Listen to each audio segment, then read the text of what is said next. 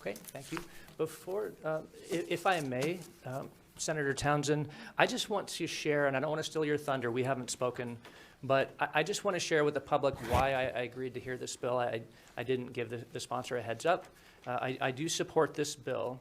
As many of you know, the NSBA had issued a letter to President Biden, the President of the United States of America, where they said, and I quote in the letter, "As these acts of malice, violence, and threats against public school officials have increased, the classification of these heinous actions could be the equivalent to a form of domestic terrorism and hate crimes." So here you have the National School Board Association, who is likening parents who have legitimate concerns, who have gone to school board meetings just to raise concerns, that they are domestic terrorists, and asking for the President of the United States to invoke the Patriot Act. I mean, think about that. All politics aside, I mean, to ask the President of the United States to invoke the Patriot Act and hate crimes legislation against parents for voicing opinions, I'm sorry, but that's heinous. And I think that's an understatement. And so that's the reason why I decided to hear this bill. And Senator Townsend. Thank you, Mr. Chair. For the record, Senator Kelly Townsend, District 16. Thank you for hearing the bill. And I agree with what you say. Patriot Act allows for to set aside the Fourth Amendment and let them listen in on your phone calls and treat you like a terrorist. I think that's shocking, but not surprising in these days. This bill is pretty straightforward. It's one sentence, and it basically dovetails on what Texas has been trying to do, and that is ending taxpayer-funded lobbying. And I would like to do it across the board, but here I first want to educate parents. I don't know that parents realize and understand exactly what their tax dollars are going to. So the school boards, your local school board, receives taxpayer money. There are organizations, Arizona School Board Association, and the one that the chairman referenced, and others that require dues to be a part of that association, and then the benefit is that they provide support services for school board members. And that's the idea. They have conferences, they have lunches, they talk about how to do their job and what policy, what the budget should be, those types of things. And on the face, that seems reasonable. But when you start seeing Arizona School Board Association signing in for or opposed to bills, and you start to see a partisan pattern to that, I would argue that a parent whose taxpayer dollars are going to argue against their own political persuasion, regardless of which side they're on, would not feel comfortable with that. It's inappropriate. We have long heard complaints about taxpayer-funded lobbying, and so that's what this bill is about. I believe if that organization wants to lobby for or against certain bills, then by all means do it. But those school boards need to come up with a different way to pay for the membership. It's plain and simple. I'm not saying that these organizations shouldn't do what they're doing. If they want to do that, great, but that should be up to the individual school board member if they want to pay out of their own pocket to support these organizations. So I have other people that signed up to speak, it looks like, so I'm going to let them give some examples. I think yours is going to be one of the examples, one of your bills, Mr. Chair, and I'm happy to answer any questions. Members, any questions for the sponsor? Okay. That's too easy. Okay. Stick around, we might All right. call you back. Okay, wishing to speak, Chris Cotterman. And he's the first on the application, so you can have a little bit more time. Welcome. Thank you, Mr. Chairman. Good afternoon, members. For the record, Mr. Chairman, members, my name is Chris Cotterman. I'm the Director of Government Relations for the Arizona School Boards Association. And I'm here to stand respectfully in opposition to this piece of legislation today. And I think that there's two issues that we have to deal with. The first one, obviously, the chairman mentioned with regard to the National School Boards Association and the statements that were made there. And I think the thing to remember about that is that the National School Boards Association is itself an entity that exists on its own, that is a consortium of states like ours. And when that letter went out, members including the members of this association, expressed their extreme displeasure with the way that that letter was phrased, and the governance of that association undertook to handle that problem. Let me be very clear. The executive director of the NSBA at the time that letter was written is no longer the executive director of NSBA. The board of NSBA has undertaken actions to make sure that things like that don't happen. It was a grievous problem to phrase things that way. Now, I will say that the Arizona School Boards Association has absolutely no interest in pursuing any sort of action against parents who show up to school board meetings and participate in the public. But I think as elected officials, you all understand that there is a line between what is acceptable public participation and what is not. And I believe that all of you, to a person, have experienced that on one occasion or another, right? And so the only assertion is that school board members are elected officials. They're not volunteers. They're not the PTA board. They're elected officials that are uncompensated. And therefore, they should enjoy the same protection as other elected officials, you all, city council people, that kind of thing. The way that that was stated was unfortunate, but it is being dealt with, which leads us to the second point. And that is it going to be the policy of the state of Arizona that when a national organization makes a statement that is found to be problematic by this body, that the solution to that problem is going to be coming after the funding sources of its local affiliates based on speech? And I think that is a serious public policy consideration that needs to be taken under consideration. As for the other issues, I think that we are going to hear plenty about some of the issues that are going on in public schools today. And they are very real issues. Parents have a right to express those issues, and those issues will be played out at the local level. However, those issues will eventually result in public policy initiatives that come before this body. And as political subdivisions of the state, like counties, like cities, like towns, we have the ability to come together and advocate for certain policies. That is the genesis behind the School Boards Association. You'll see later the other services that we provide, but I want to be very clear that if taxpayer-funded lobbying is the issue, the Arizona School Boards Association, as a 501c3, has the same rights as other 501c3s to engage in limited advocacy, which we do. And in fact, 90+% of the Arizona School Boards Association budget goes to core services that have nothing to do with lobbying or any sort of advocacy activity. So with that, I'll stop, and I'd be happy to answer any questions. Yeah, Chris, I have an opening question. So you said that this speech was problematic. Sure. Certainly, likening parents to domestic terrorists is more than problematic. Would you agree with that? Mr. Chairman and members, I think I was pretty clear, but I will say it again. I do not think, and the Arizona School Boards Association does not think, that parents are domestic terrorists or any form of criminal whatsoever. And so, yes, that was an extreme problem. And like I said, the governance of the association has been undertaking to deal with that. But again, certainly that's more than just problematic. I mean, I can think of things that are problematic like, oh, the shelves aren't completely stocked. That's problematic. I can go to another store and find whatever I'm looking for. Likening parents to terrorists and asking the President of the United States to invoke the Patriot Act and the Matthew Shepard and James Byrd Jr. Hate Crimes Prevention Act against parents, I would think that's more than problematic. Well, Mr. Chairman, I mean, I think you and I had a very candid conversation about this earlier or late last week, and I think that where we arrived was I understand and respect the position that you're taking, and we just disagree. And I think that the disagreement stems from the fact that what is the appropriate remedy for this problem? Our proposed remedy, which has been undertaken, is to make safeguards at the association governance level that this type of thing does not occur in the future. And your solution, as evidenced by Representative Townsend's bill, is different than that, which I respect, but I just think we have a disagreement about that.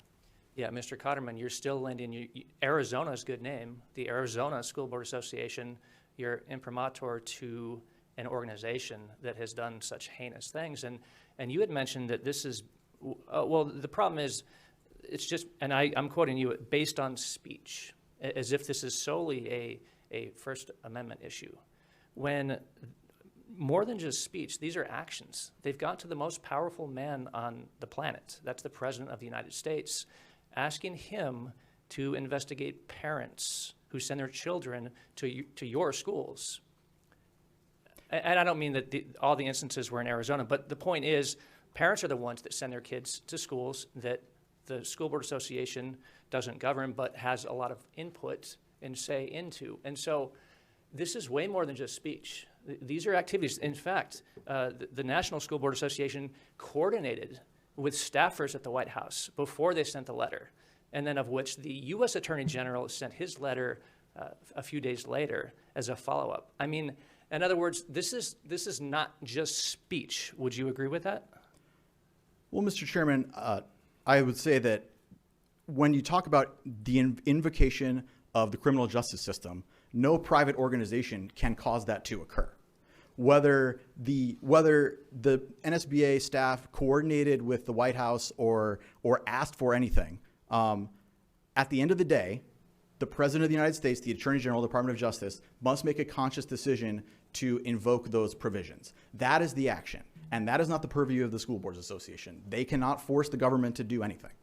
And so, in the sense is, yes, they took action based on their advocacy, but that is all, I think, you know, I'm not an attorney, but I would consider a private entity or even a public entity engaging with the government on any issue to be a First Amendment protected political activity, regardless of whether or not they propose action or not. But at the end of the day, the federal government is the entity that will take that action.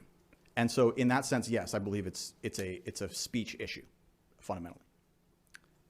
But Chris, not more than speech. You think it's solely a freedom of speech issue? I think, Mr. Chairman, excuse me, I believe that it is a First Amendment political issue, which encompasses both speech and advocacy, all of which is included. Okay, and I suppose this is where we did have a healthy conversation the other night. I suppose this is where we disagree. Sure. That I don't think that any organization should be trying to invoke the White House and the Justice Department against American parents. That's just my position. But I do have one more question.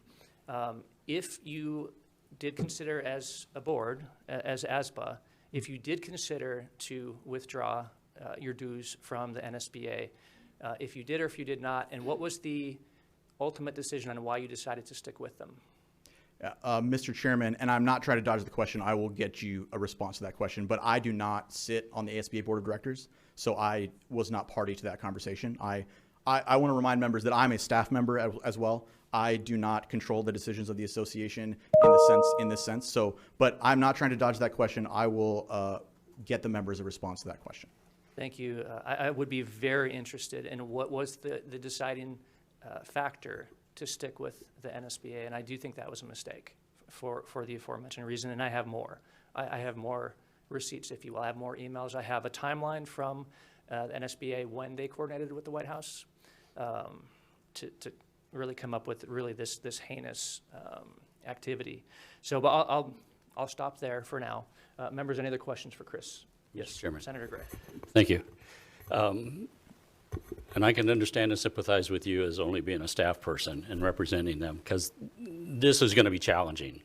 And it's one thing, and I'm going to take it apart from and I concur with my chairman that what they did was heinous. It was unacceptable, and it should have been totally unacceptable to your board and your board of directors. And it's insightful to me because conduct always tells us about what's in the heart. It's insightful to me that they didn't have that gut reaction of, oh, we got to get away from this, but they didn't. And so that leads me to think there's something there. My problem, which I've seen over the years, this has just kind of culminated into, because I've had a desire to see about taking public funds away from ASBA for a while.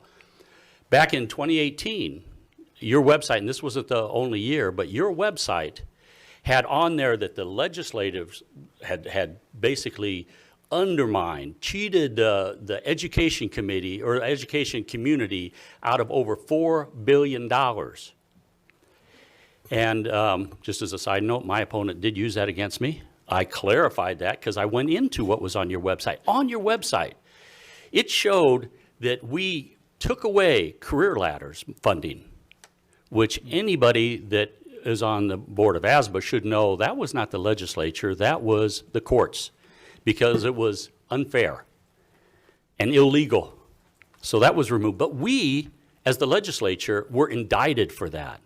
Then they went into not only what years in the past, they went into 2 or 3 years, and I think it might have gone up to 2022, this year, claiming what we failed to pay into the future. Interestingly, it didn't go back like 2017 where there was an increase in education funds. It didn't log that. So here what we have is an organization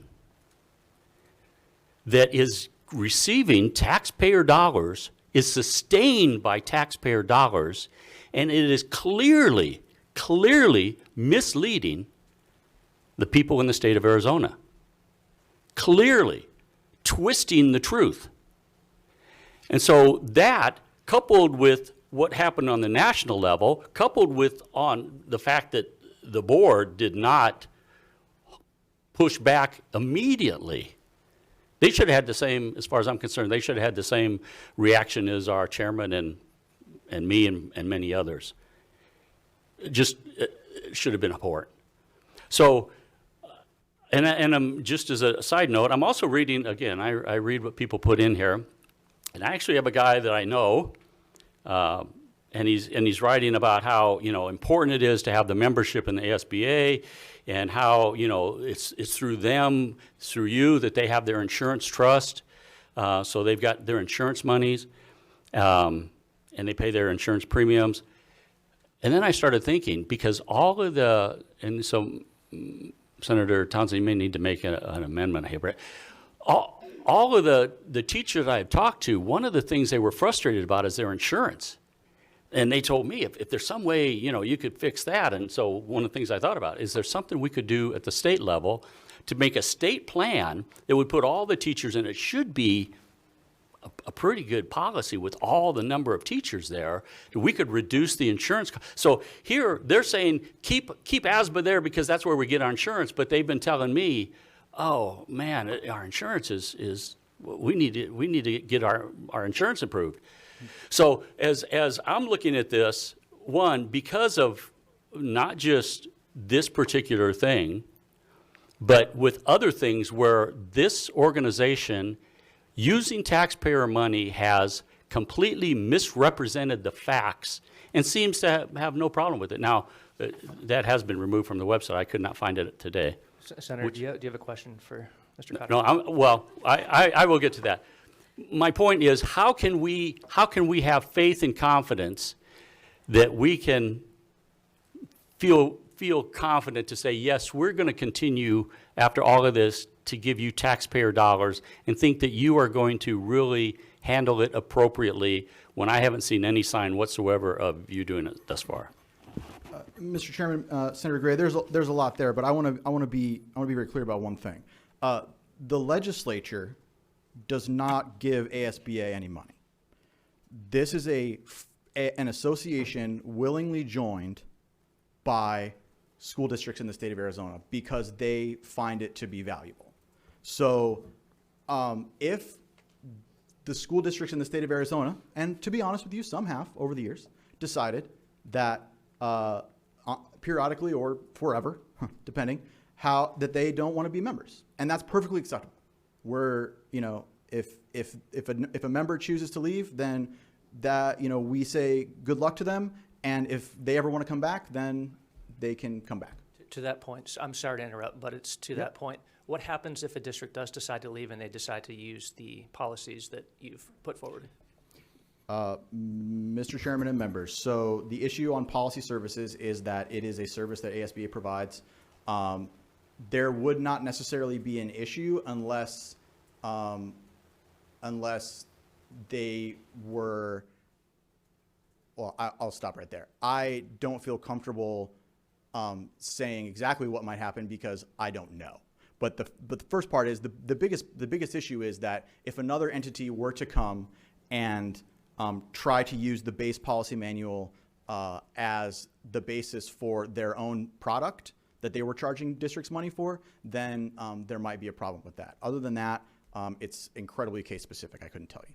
So if an organization like Westmac, hypothetically, if they decided to leave your organization and they continue to use your policies, then nothing would happen to them?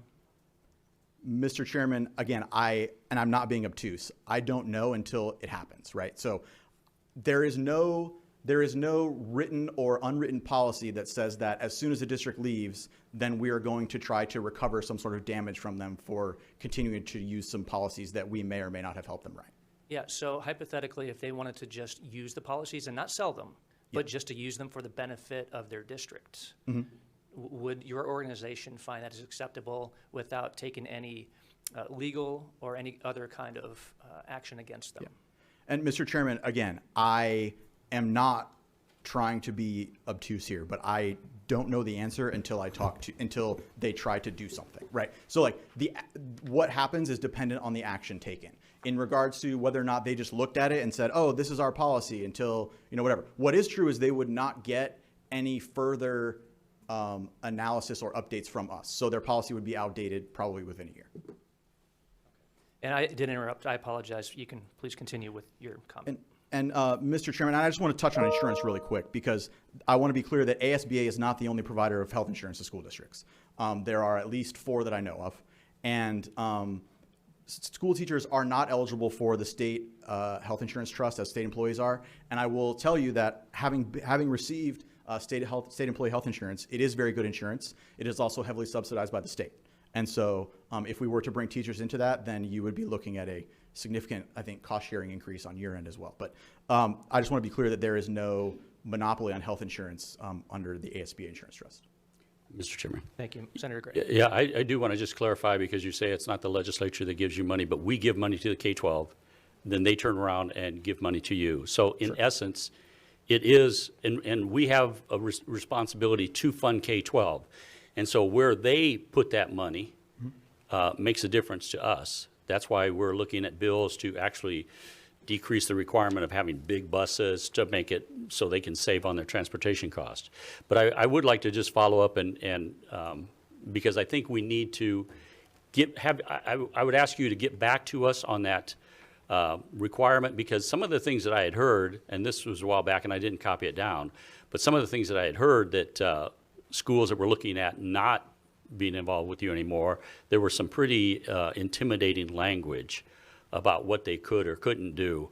So I would like to hear back from you, and preferably to the whole committee, on what your policy is if a school board wants to go, and then, again, is it something they bought that they can use for a lifetime, or is it something that they're renting like Office 365? And Senator Gray, to that point, if there wasn't a concern that these were taxpayer dollars, then ASBA should have no concern with the language in front of them because it specifically mentions tax monies. And so I don't see why there should be a problem if indeed these are not tax dollars. Now, I know you said that you're a private association, but as Senator Gray had pointed out, that the legislature appropriates money on ADM, and then that goes to the districts, which then goes to the schools, and the schools the districts are the ones that fund ASBA. So it is ultimately taxpayer dollars.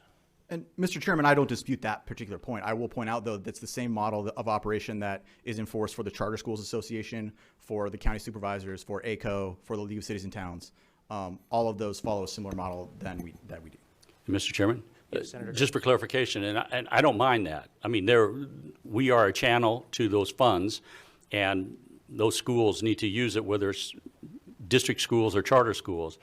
But my concern is that the people that are getting that, the organization that's getting that, how are they using that? And it's fine to have a political agenda to say we want what's best for the kids, but when there's a misrepresentation, you're not only taking taxpayer funds, because we are literally taking money out of taxpayer pockets. We're taking it out of their check.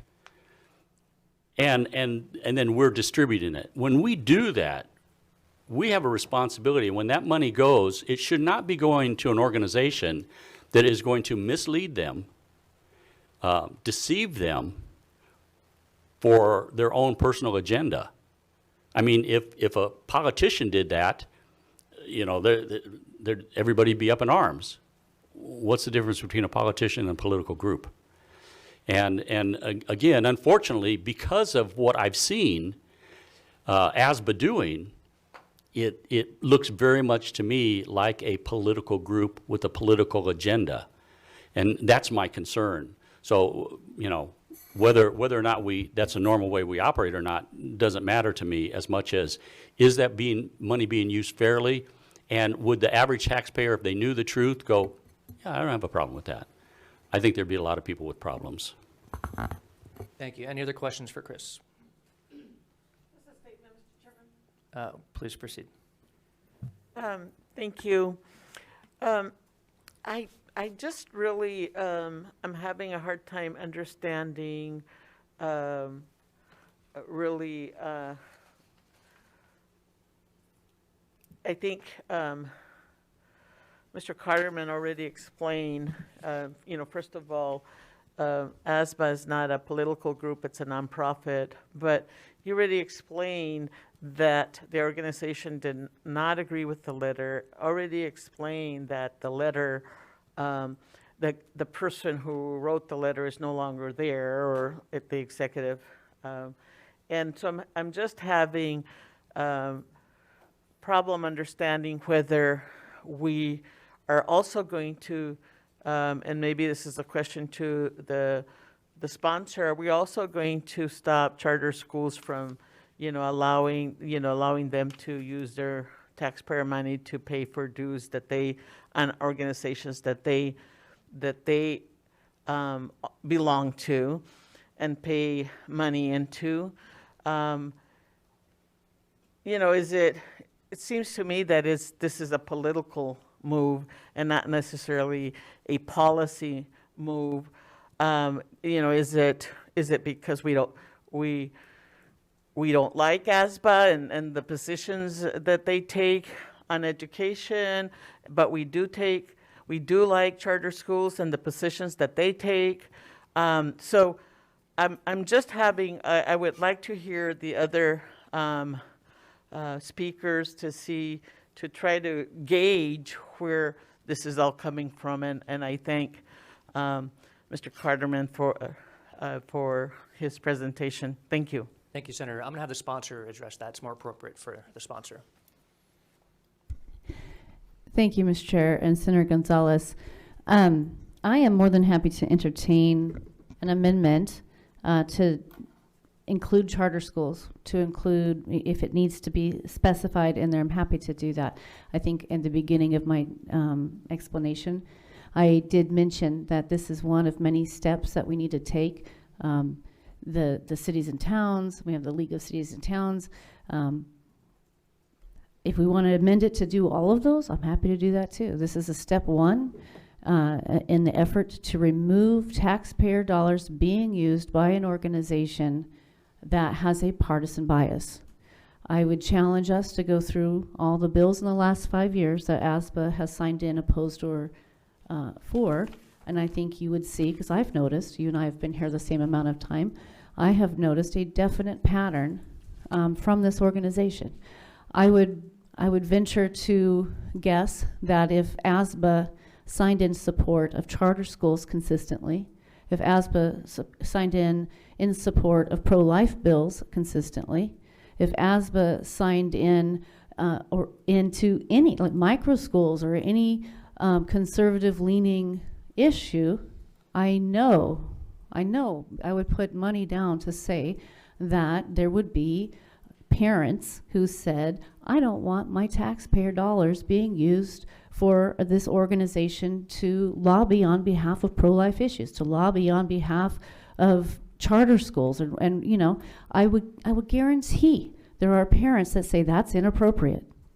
And that's what I'm saying, is if you look at both sides, if you have a bias one way or another, if your organization, nonprofit or otherwise, is getting taxpayer dollars to spend time lobbying for or against specific bills with a pattern, that is a partisan organization, and it's inappropriate, whether it's the League of Cities and Towns, whether it's the School Board Association or any other.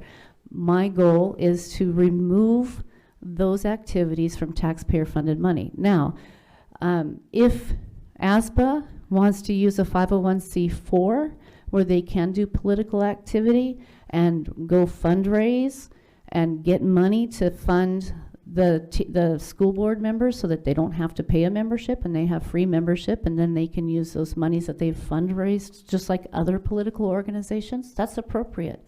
But it is not appropriate to have a definite, clear pattern of partisanship in the advocacy. I'm not even talking about what happened in the national. I'm talking about what happens right here in Arizona. It's inappropriate. And if it was being used in the other direction of the political pendulum, there'd be screaming going on from parents saying, I think parents on both sides, if they knew what was going on, would oppose that. So that's the idea. I'm not saying get rid of ASBA. ASBA has a place just like any other nonprofit that they need to do their own fundraising and not use taxpayer dollars if they are going to engage in clear bias and partisanship. Thanks. Thank you. We do have quite a few folks wishing to speak. I'm just going to go in order. Michelle Dillard.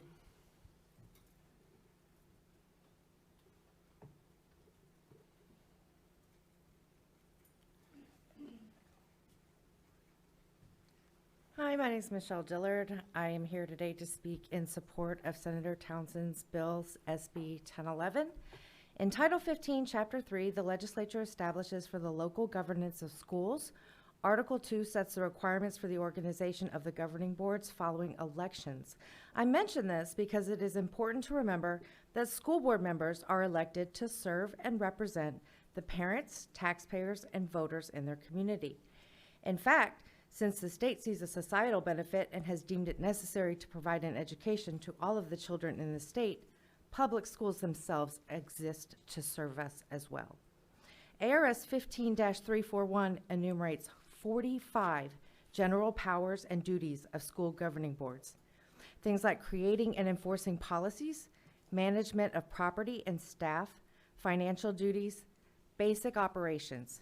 Political lobbying is not listed, yet they are using the education funding provided to districts to pay associations to do just that.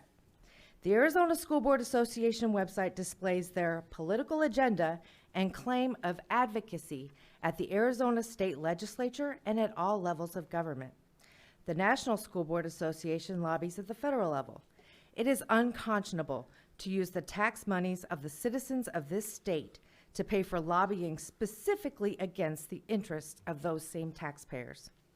As an example, the National School Board Association lobbied the Biden administration to target concerned parents that advocate for our children at school board meetings, likening us to domestic terrorists, which resulted in the United States Attorney General creating a task force consisting of the Department of Justice and the Federal Bureau of Investigation. As evidenced by an email dated October 20th, 2021, the Criminal Investigation Division and the Counterterrorism Division of the FBI created the threat tag EduOfficial for use in tracking the threats. So we paid an association that had us labeled and investigated as domestic terrorists. Pursuant to the U.S. Attorney General's directive, which was prompted by the NSBA, the acting U.S. Attorney for the state of Montana sent letters to county attorneys' offices, law enforcement agencies, and school boards across their state suggesting 12 federal statutes that could potentially be used to prosecute us.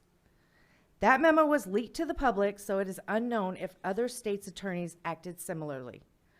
All of this is so egregious that as of December 8th, 28 state associations distanced themselves from NASBA, and 19 of them have withdrawn their memberships, participation, or dues. The Arizona School Board Association is not one of them. In fact, the Arizona School Board Association has been openly working against parent participation at school 30 board seconds. meetings for the past year. They have emailed members guidance detailing issues like canceling meetings without 24-hour notice, changing in-person meetings to virtual without 24-hour notice, canceling calls to the public, recommending law enforcement presence, and misguided opinions on parents' rights, ARS 1-602. And this was all from a single email that was necessitated by, in their words, recent school board meetings in which opposition to school mask policies have been Speaker's time has discussed and expired. debated. I'm sorry? Your time's expired. Thank you for your testimony. Sure. Members, any questions? Okay, thank you. Next up, wishing to speak, Craze Hazeltine.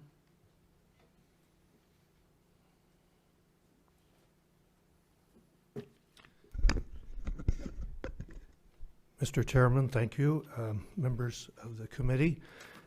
I'm Craig Hazeltine, a resident of Scottsdale, residing within the Scottsdale Unified School District, which has been a political hot potato in similar ways to the issues discussed here today.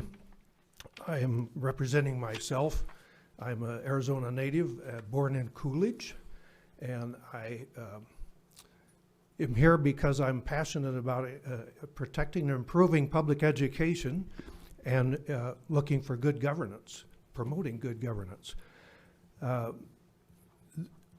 This topic at hand is a situation which I believe has been politicized and raised to high emotional levels intentionally. I'm finding it hard to continue to love my neighbor as myself and to honor all persons in a political environment that is increasingly dealing in negativism and creating sound bites and enemies and demanding action and trying to arrest people. I think the bill, as proposed, it's no secret, stems from a desire to punish those who are opposed to the political persuasions of the people bringing the bill. Mr. Hazeltine, I just need to interrupt. We don't allow members to impugn the motives of one Well, another. I'd like to address that. Mr. Hazeltine. Let me move on to that. Mr. Hazeltine, Yeah. we don't allow members to impugn the motives of fellow members. Correct. And so I'm not going to allow you to impugn the motives of the sponsor. Very well. Very well. My point is to call out the resulting proposed legislation as I believe it to be legislative overreach and a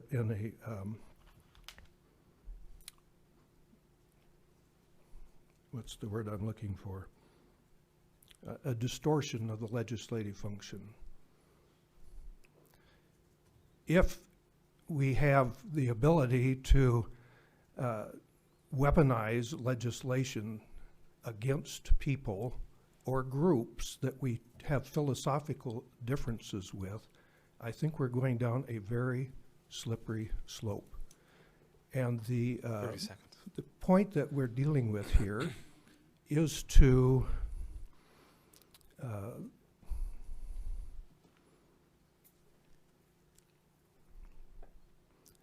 I believe that takes us down the negative and confrontational situations that we don't want to go down. I believe it takes us as a people, the legislature, the Senate committee, this committee, I think it takes us to a place of retribution and disdain that we shouldn't Time's go expired. down. Thank you, Mr. Hazeltine. Your time's up. Thank you. Next up, wishing to speak, James Miller. Is James here? Okay. How about Marissa Hamilton?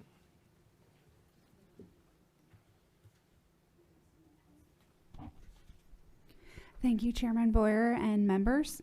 I am here to speak in favor of this bill. If you would state your name for the record. My name is Marissa Hamilton. Thank you. And I'm here representing myself. I'm here to speak in favor of this bill because there's been a lot of statements that have been made today that they feel, especially the previous speaker, that they feel that this bill is weaponized against the ASBA. But I would like to remind the committee here today that ASBA has weaponized many bills against parents and families here locally.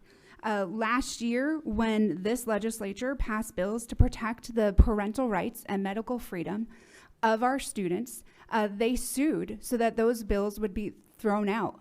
One of those bills especially protected families, tens of thousands of families, from losing their jobs over medical freedom issues. And so they were, while they are a school board that is responsible for the well-being, or an association that's responsible for the well-being of children, they sued to have tens of thousands of families in Arizona no longer to be able to put food on the table of their children, no longer to be able to put a roof over their heads. And so if we're going to talk about the weaponization of bills, we can look straight to the fact that the ASBA uses our tax dollars to not just support organizations like the National School Board Association to call parents terrorists, but they do things to terribly injure families here in Arizona. Some other things that they've tried to do. They stood by when their school board member, Greenberg, at the Scottsdale Unified School District, did 46 dossiers against families simply because they wanted to participate in public comment and they wanted to be able to participate in their schools. We should be encouraging parental participation in our schools.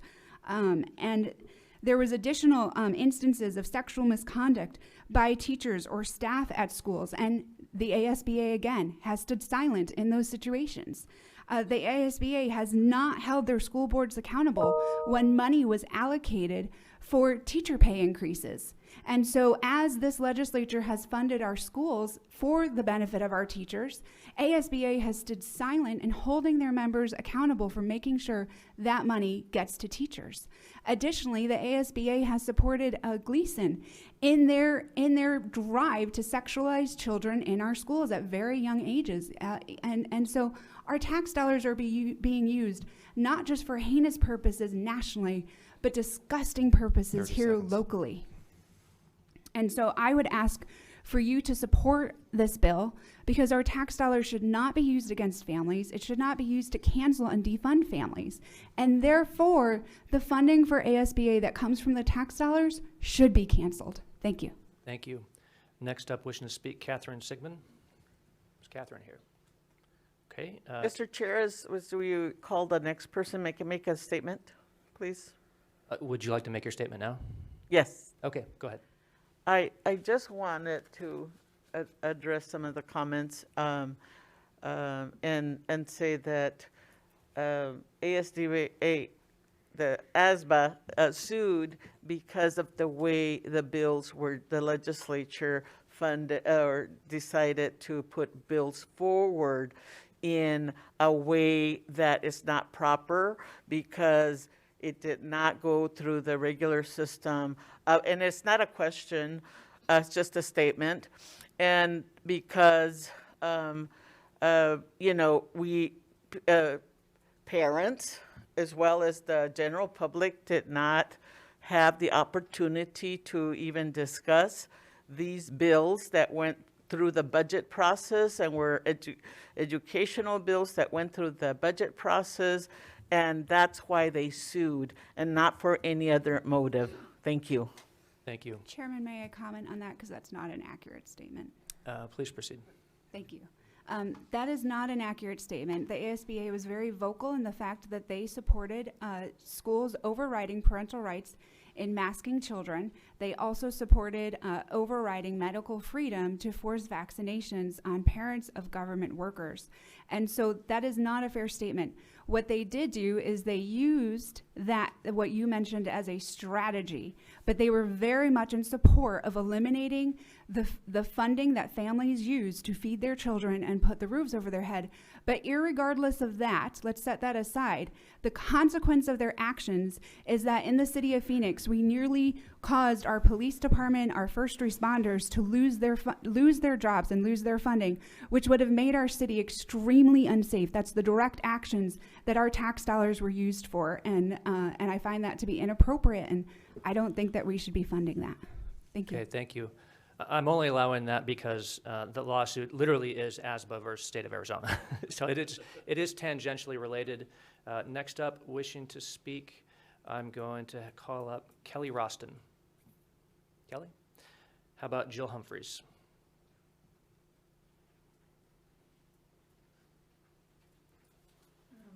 May I ask the pages to distribute a newspaper article? Depends on what it is. I'll take a look. It's from the archives. This is just evidence. I wanted to share this because one of the stories I have to tell might seem a little fantastical. Okay, if you would, for the record, state your name and if you're Okay. representing anybody.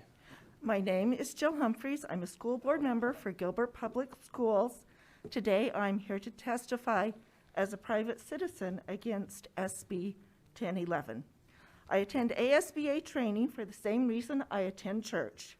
I learn to be a better person, I learn about the big picture, and I make friends. For me, church is not a one-and-done thing, and neither is ASBA Board Professional Development. This article I'm sharing with you is from the Arizona Republic, dated November 19th, 2013. I share this as an example of what happens when school board members who choose not to get training. In 2013, 3 members of the Gilbert Public Schools Board decided that they did not want to belong to ASBA. 2 of us were opposed to that move.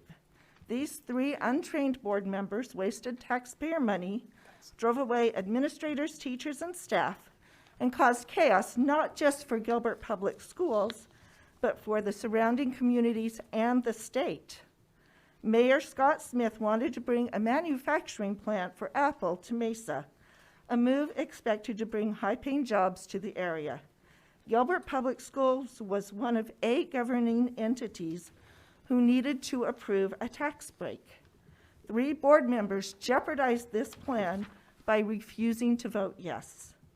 While on a trade trip to China, Governor Brewer had to call our board president to secure her vote and allow the business development opportunity to go forward for the city of Mesa. As a school board member, I am an unpaid elected official. The 3 things I find most rewarding in this challenging work are visiting schools, attending student performances, and attending the professional development offered by ASBA. As I stated at the beginning, board training is not a one and done, but must be ongoing. Board members need ASBA, their member-directed organization. Please vote no on SB 1011. Thank you. Thank you. And since I just have a couple of seconds left in my time, I would like to address just a couple things that have been said. There was a recent article 30 seconds. by Laurie Roberts where she talked about the private prison industry and the lobbying that they have done.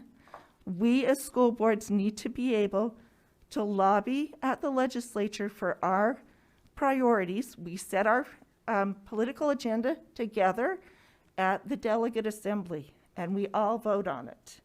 And so if you take away our opportunities to lobby, then you take away the voice of our districts and our children and our families. Time's And I just expired. want to share that. Thank you for your time. Next up, wishing to speak, Patricia Pellett.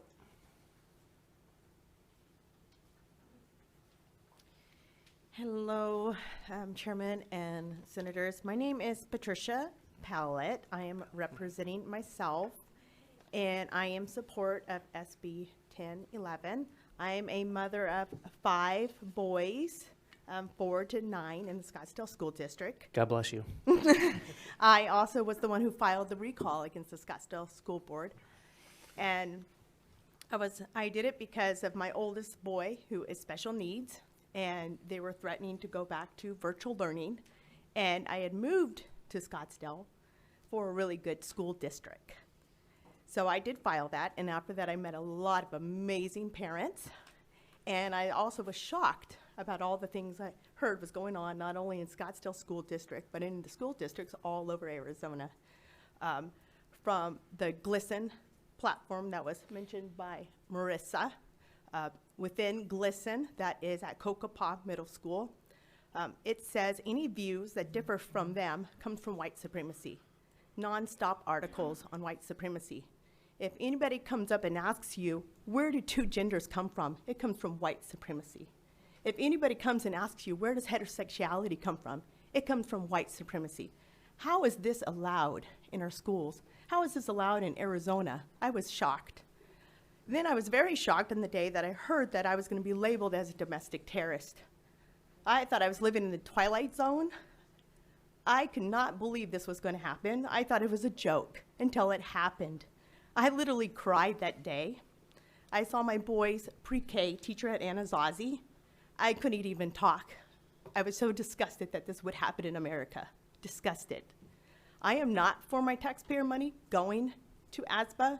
I was shocked when they did not distance themselves from the National School Board Association, as happened in other schools.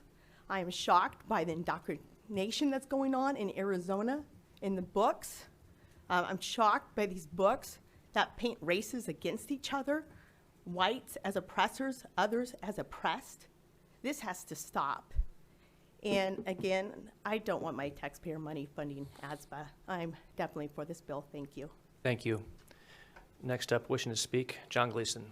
Is John here? How about Jean Castine? Okay. Charles Williams. Patricia O'Neill. Albert Tevalde. Welcome back.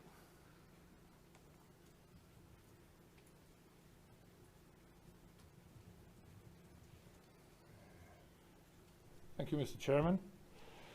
My name is Bert Tevalde. I am a National Board Certified Teacher.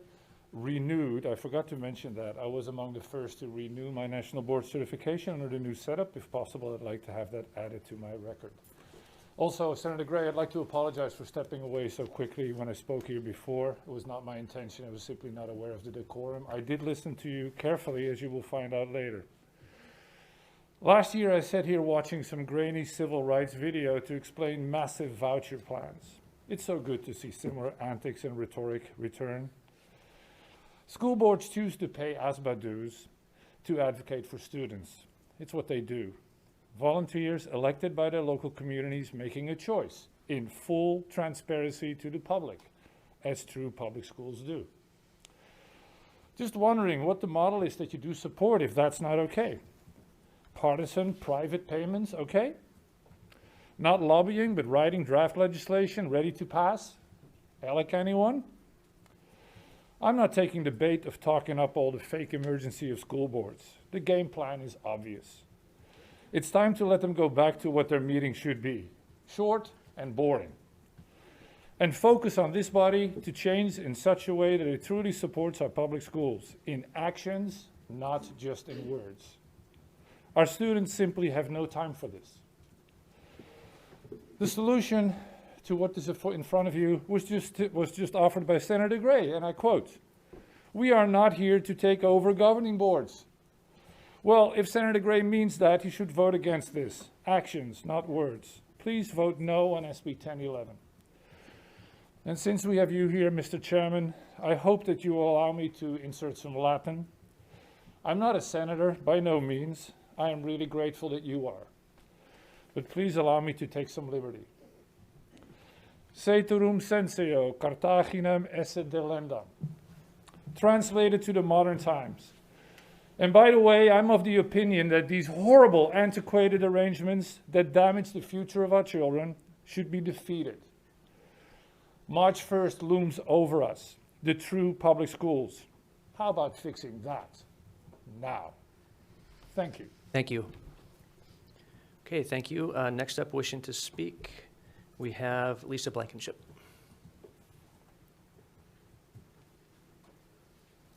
Thank you, Chairman, members. My name is Lisa Blankenship, and I am here just as a taxpayer and representing myself. I do not believe that my tax dollars should go to pay membership fees. My daughter is a nurse. Excuse me, she pays her own membership fees. I pay my own membership fees. It is a membership, and it is not education for my children or my grandchildren. It is, I just support SB 011. Thank Great. you. Thank you. Okay, we have a few folks left wishing to speak. Mary Ann Graffignino? No? Wendy Fing?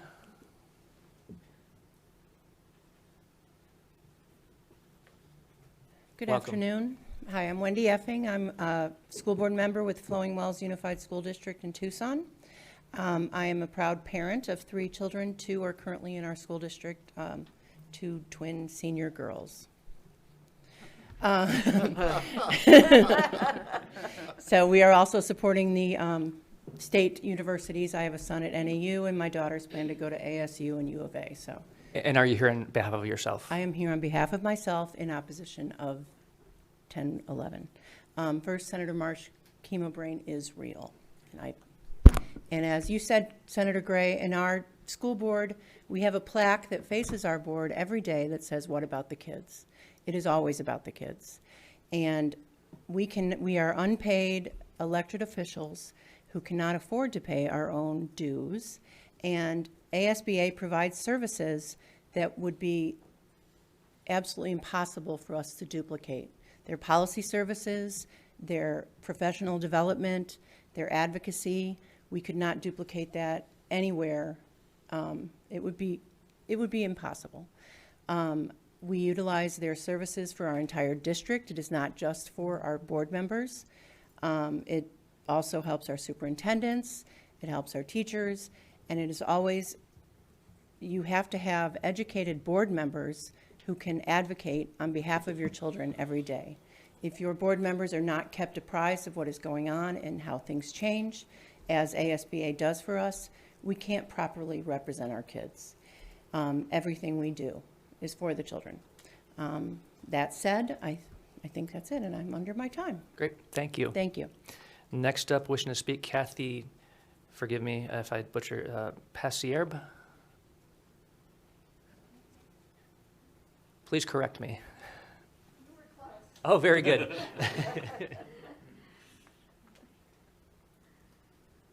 Good afternoon, Chairman and members. I appreciate getting a chance to speak today. And I'm going to read what I've written because it's all important. Yeah, if you would state your name for the record. And Yes, if I'm you're- getting if- to that. Thank you. My name is Cathleen Pasir, very close. I took the liberty to read your bios and found that we have much in common.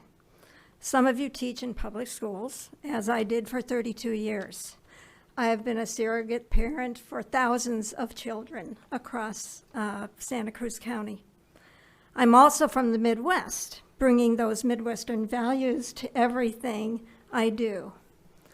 I live in Patagonia near the Mexican border, where I have been residing for 31 years. And I have traveled here today, bringing those values. 32 years of science teaching experience, 5 years as a boardmanship, and 2 years as a Santa Cruz County Director to encourage the Education Committee to vote no on SB 1011. I will tell you why. When I joined the school board, my goal was to serve our children to the best of my ability. I really didn't know what that would look like until I discovered that my district was a member of ASBA, Arizona School Boards Association. The wealth of knowledge offered in the form of trainings and development by ASBA afforded me an opportunity to grow into my board position. I learned that our board needed a more effective superintendent evaluation, mission statement, board goals, strategic plan. It was all needing review. We needed a firm grasp of our budget matters and meeting protocols. Our governing board met all those needs successfully in 3 years' time, creating documents and understanding policies, thanks to ASBA. The association conveyed a wealth of experience, presentations relevant to today's world, knowledge of school children's education and emotional needs, direction and guidance from their seminars, workshops, and conferences. Personally, I continue to learn from ASBA and reach closer to accomplishing my goal every time I attend an event. For our district governing board, my team has grown to serve our community's unique needs and as a rural school district and the distinctive needs of our children, thanks to ASBA. 30 seconds. We have all been recipients of public education during our formative years. I feel as adults we ought to give back to that system. We owe it to our community families and our students to govern the district the very best we can. ASBA shows us a way for governing board members to serve and provide the best possible education decisions on behalf of our Arizona school children. I hope we could stick to the issue of the children of Arizona Time's expired. during this time. Thank you very much. Thank you for your time and for driving up all the way. Next up, wishing to speak, Monica Timberlake. And just so you know, she's come up on deck is Donna Lewis. Welcome. Good afternoon, Chairman and members. My name is Monica Timberlake. I am the Governing Board President for the Quartzsite Elementary School District, and I am here representing myself. I am an elected official, just like you.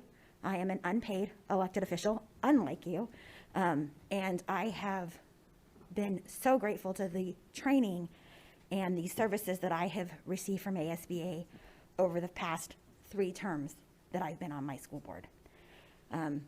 My district does pay the membership dues into ASBA. They are not always able to afford to send us to trainings, so I have paid those out of my own pocket because I think that they're valuable and important.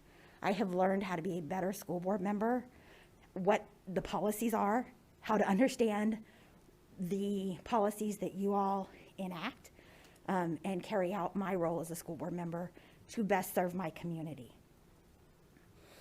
There's been a lot of talk about the partisanship of ASBA. It's a nonpartisan organization, but I will tell you, just for the record, even though it's not been said, the majority of my board are Republicans.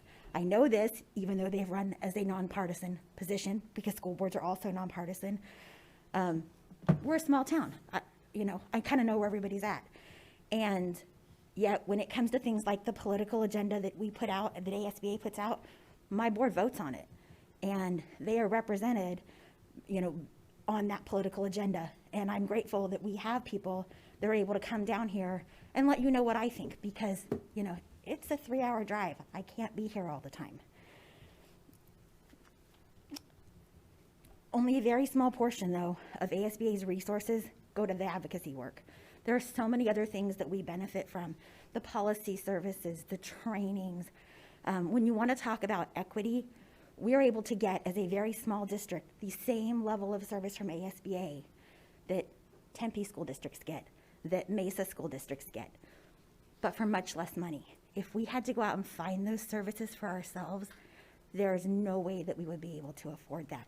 And the inequities that that would create would be egregious.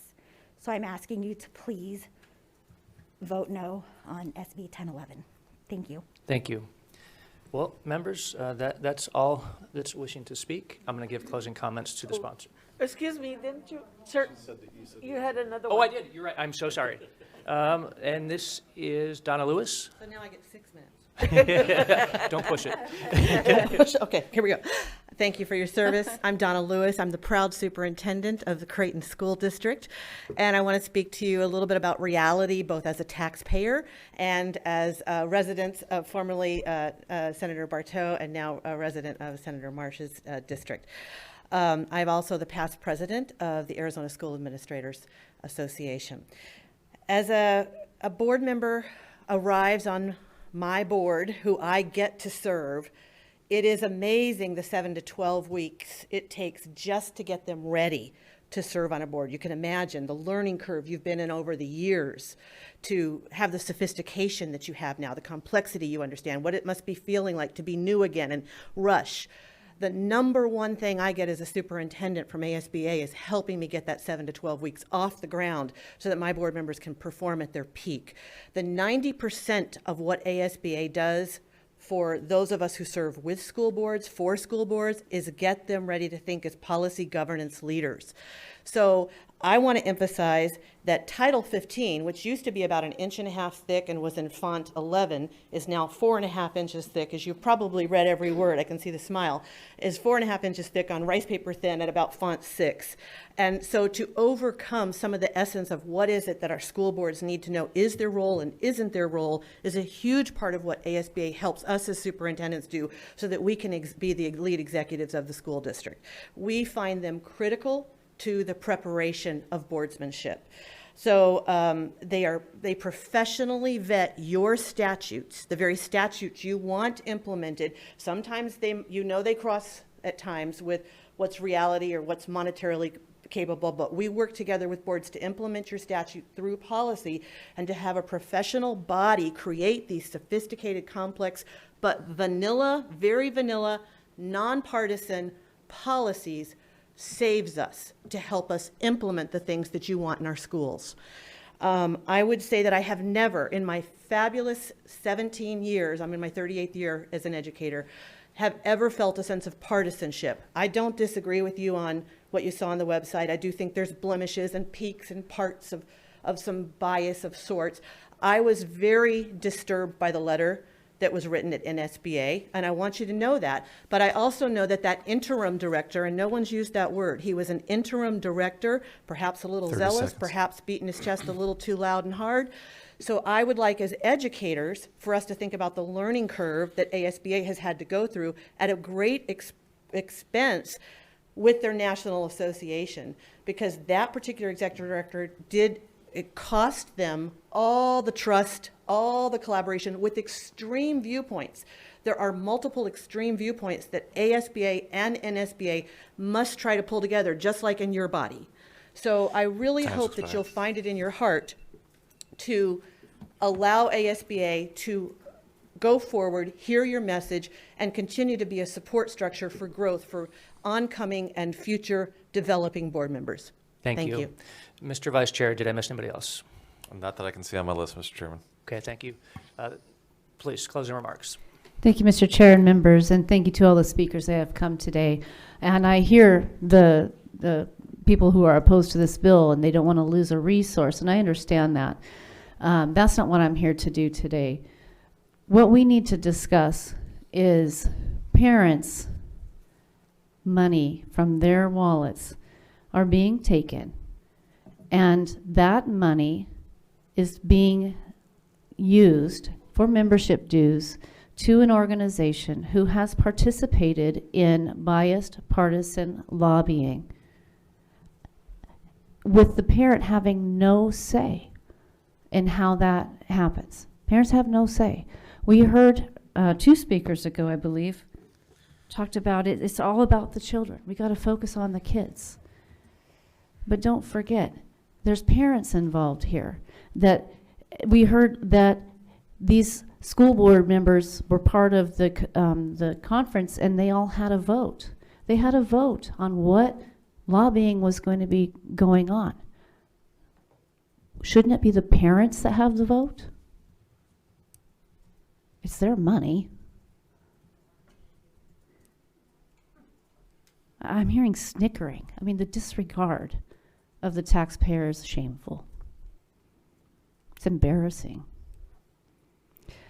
This organization can exist like other organizations with a 501c4 and a 501c3 if they want to do educating of the school board members. A C4 deals with political action. A C3 is for education for public benefit. Both of those things can be achieved easily through the IRS if it hasn't already. And then the organization can go out and fundraise like all the other organizations that have to do that without using taxpayer money.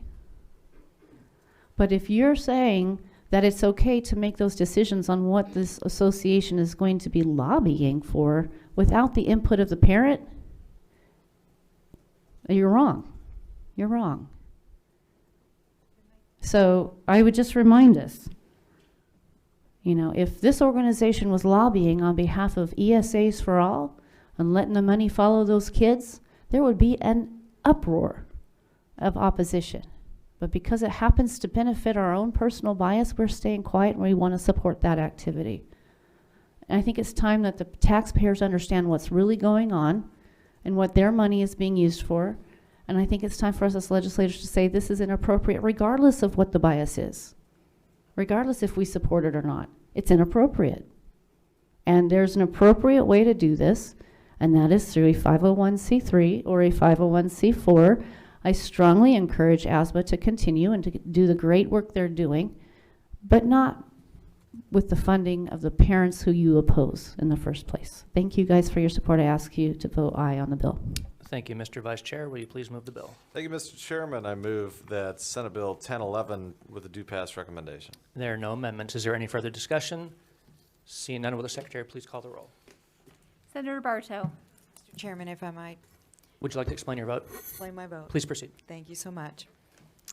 Got to get used to the protocol here. I appreciate the sponsor of the bill bringing this. I think it's extremely timely. I think what happened here this past year really highlighted something that I think most parents did not know, and that is that they were funding an organization that that had so little respect for them that this happened. I think a lot of us didn't realize that we were funding our own public school governing boards participation and membership into this private organization.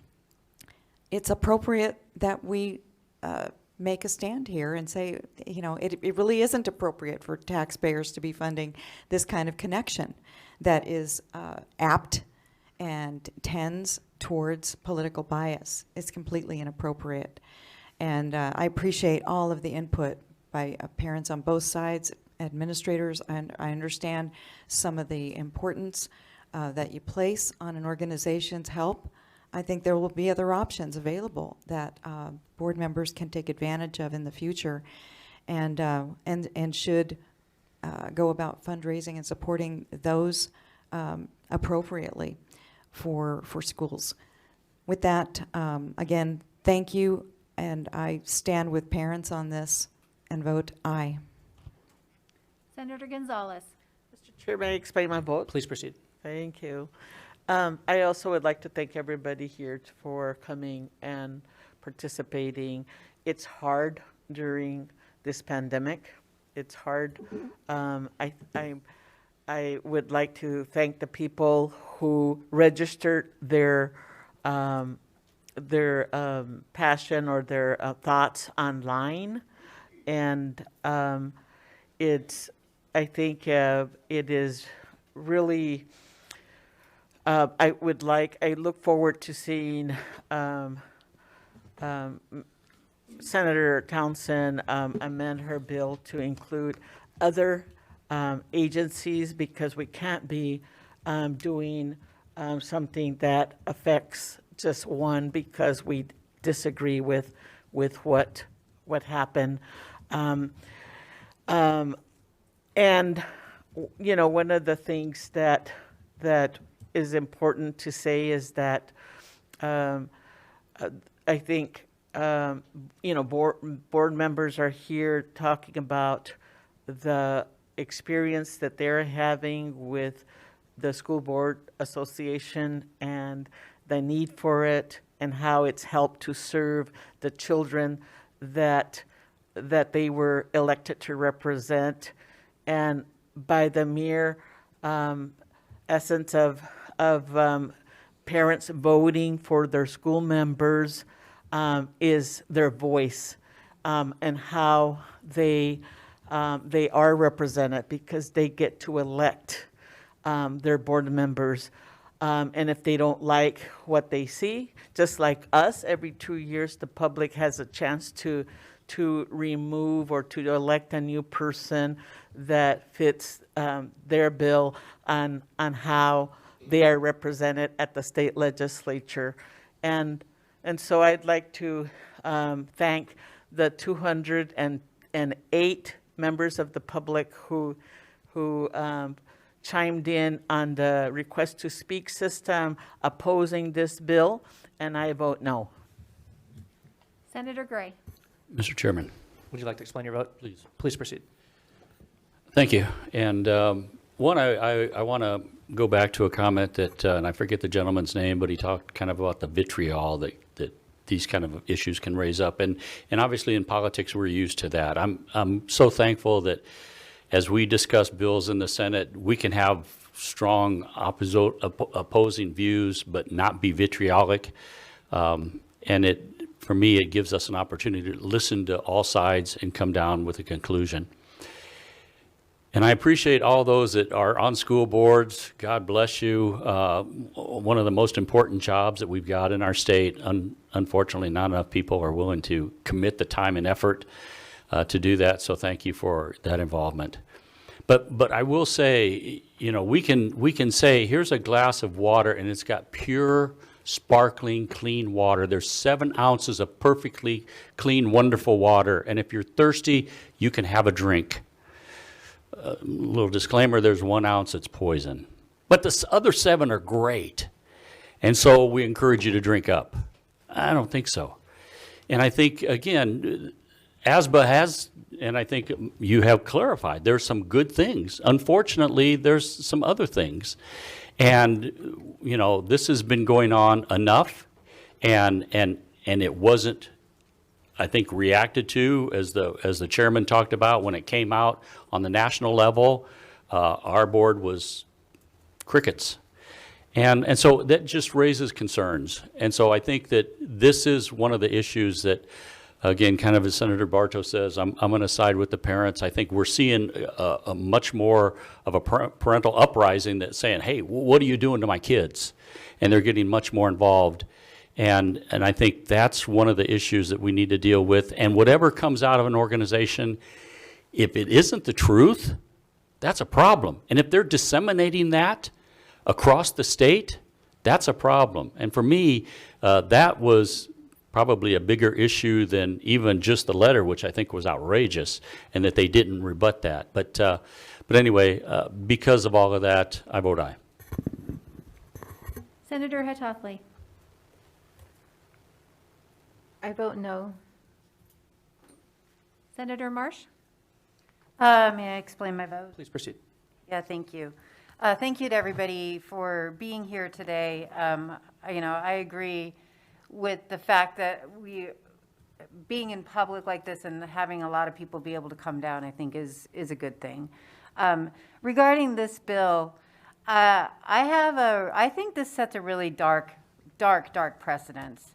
I don't always agree with the County Board of Supervisors or the League of Cities and Towns, but I don't want them to be defunded over it. And if we're going to do that, then let's do it all. Or at the very least, let's please not start with schools. Schools are already, no matter what the percentage of our budget is devoted to schools, schools are already in Arizona funded at last in the nation. We have the lowest teacher pay in the nation. We have a teacher shortage of absolute crisis proportions. Substitutes are not available. This bill will force, especially some of our rural districts, to spend their own money to get the policy advice that they need to make policy out of the laws that we pass. And it's a huge mountain of papers every year that ASBA has to go through and create to help districts create the individual policies. I think we are conflating the advocacy that ASBA does with the actual policy work that they do, which is the vast majority of what they do. And that's the part that I'm addressing. If there is another problem here, let's solve that without crushing all of the good that ASBA does for schools that are already so incredibly underfunded and stressed out and taxed to the max. Let's solve the problem. Senator Townsend, let's you and I get together and let's solve it instead of essentially this will be a death blow to this really great policy organization that I think our school boards really need. And with that, I clearly vote no. Senator Pace. Aye. Senator Shope? Mr. Chair, Would you like to explain your vote? Please. Please proceed. Mr. Chair, I think that, I don't know, maybe I am. I'm not as familiar with our newest member, but I served a school board for 12 years. So that's the one job that's, more thankless than this. But I enjoyed it. It was fulfilling. It was something to look back on. And I think, to me, one of the things I've enjoyed today is that I think that a definite point has been made here in where the direction of people who feel a certain way about this organization. It's one that, while I did serve as a board member, I mean, I oftentimes would roll my eyes whenever I'd see the sign-in sheet of different bills and legislation, things that I supported, and you have to go back home and it's like, well, wait a minute here. I'm a pretty big supporter of education. Otherwise, I wouldn't put myself through this. But I know that this organization has a different point of view than I do on a certain subject. There is a cost to this. And for a district like the district I served as board president on and as a member on of about 4,000 students, you're going to have to go ahead and hire a legal team, or at least have one on retainer. You're going to have to go, and when you decide that perhaps a board and a superintendent can no longer move in the same direction with each other, you're going to have to go and hire a consulting team to find that next best fit rather than using the services that are provided by SBA. So that is a major concern for me. The cost, when we talk about cost to schools and cost to kids, that is going to be very high, and it's artificially low because of an association that exists like ASBA. So we're going to have small, especially like I said, size school districts like mine that will have to spend a lot more money for probably a lot less. Going forward. So I don't know from a fiscal point of view that this is conservative whatsoever. And frankly, we're just going to go ahead and push the cost, onto the taxpayer in a different way. However, I did commit, and I've had conversations with the sponsor. I think that there is some good and some nobleness out of her effort here, and I'd like to continue to work on that. The way that you do that is to vote this out and continue that conversation. So that is what I will do today, and commit to working with Senator Townsend on what I think are more workable solutions to this issue, because I think it is an issue. It is something that definitely needs to be hit head on. So with that, I'll vote aye. Senator Boyer. I'd like to explain my vote. Members, I'll be brief. I promise. I do want to thank every single governing board member who you do devote your time, not just here, but it's a volunteer effort at your respective governing boards, and I do thank you for that.